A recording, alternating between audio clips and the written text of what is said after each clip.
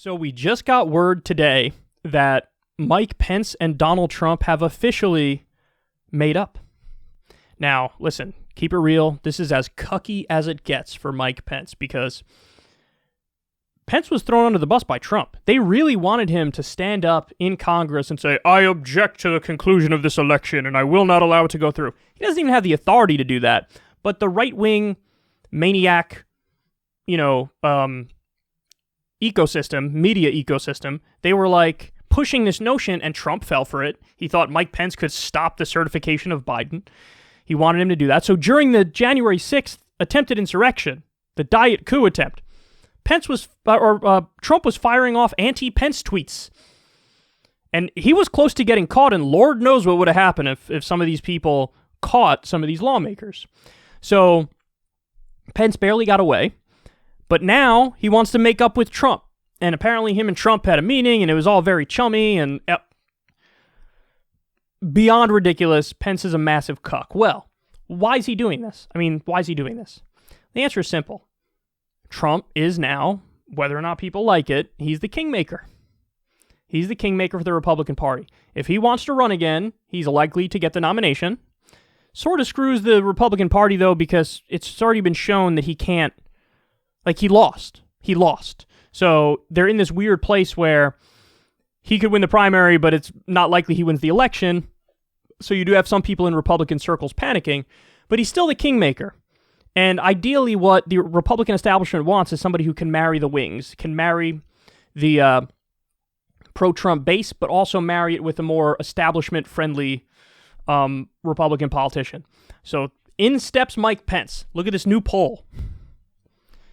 GOP 2024 presidential polling. Pence, 21%. Cruz, 10%. DeSantis, 8%. DeSantis out of nowhere. Trump Jr., 8%. Haley, 6%. Romney, 4%. Crenshaw, 2%. Noem, 2%. Sass, 2%. So this is from Echelon Insights. Few things to note there. DeSantis surging. He's been fighting the media rather vociferously in Florida. He's the Florida governor. And he's been getting some positive right-wing media coverage. So he surged out of nowhere. Cruz at 10%. Even I don't know if this was before or after the weasel move of trying to go to Cancun during the winter storm in Texas where it was a crisis.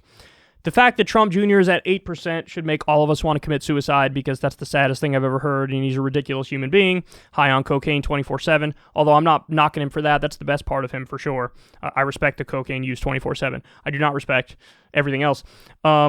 But Mike Pence more than doubling the number 2 spot at 21%. See, Mike Pence is playing the long game. Mike Pence was like, I don't care. I'll cuck myself to Trump. He's the kingmaker. So eventually I want his blessing when I run.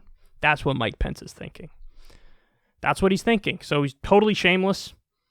Totally shameless. Put all of his pride aside. Let me make up with a guy who really didn't care if I was killed a few weeks ago. Because I want his blessing if/when I run. And who knows, I assume there's been conversations about, is Trump going to run again? Is he going to run again? So they're having these conversations behind the scenes. Is it Pence's turn now? Or is Trump going to run again? Or who else is going to jump into the mix? What about DeSantis now? So a lot of interesting stuff happening behind the scenes, but Pence was definitely playing the long game and is playing the long game. And as we can see, and I told you guys this would happen too, with Trump out of the picture, Pence becomes the instant favorite.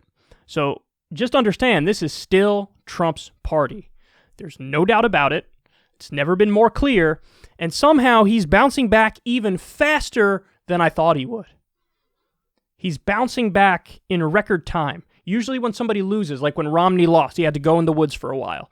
When Hillary lost, she literally went in the woods for a while. And they came back and still they were not really liked.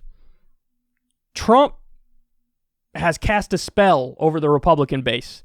And even in the time where he's supposed to be the most disliked, he's still hanging on to popularity and is still by far the most popular Republican figure. Which you could say is good for Trump, but it might be bad for the Republican Party overall. It doesn't bode well for their future prospects, but either way, we're through the looking glass, and this stuff is fascinating to see. But Mike Pence was playing the long game, and now he's the favorite if, and it's a big if, Trump steps aside.